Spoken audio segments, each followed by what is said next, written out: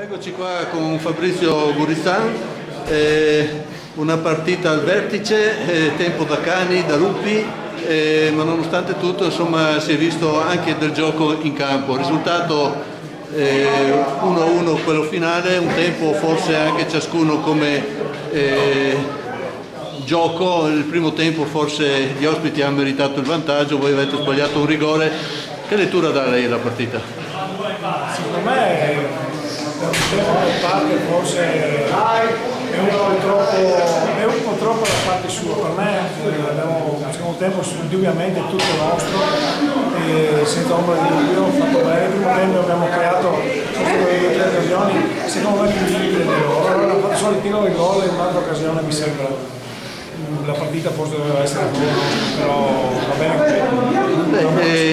Comunque ci sono stati 2 o 3 belli interventi che hanno salvato il risultato, a parte il rigore parato del portiere avversario. Il campo ha tenuto, nonostante la pioggia incessante per quasi tutta la partita, c'era solo qualche parte che non ha tenuto bene, insomma si fermava il pallone. Aveva qualche timore che non si potesse giocare? No, assolutamente, anche perché quest'anno rispetto all'anno scorso l'amministrazione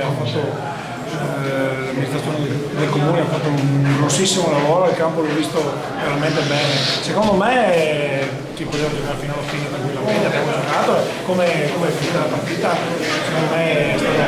E devo fare complimenti anche all'altro perché non era una partita facile. C'era il pubblico delle grandi occasioni, ho visto tanto e sentito soprattutto tanto tifo. Cattiveria insomma neanche tanto, insomma si è giocato alla maschio come si dice. Diciamo che sono quelle partite di categoria seconda, quelle categorie qua vanno giocate secondo me con questo agonismo, con questo spirito, e poi dopo finire la partita tutti amici andiamo bene ancora insieme, come penso sia.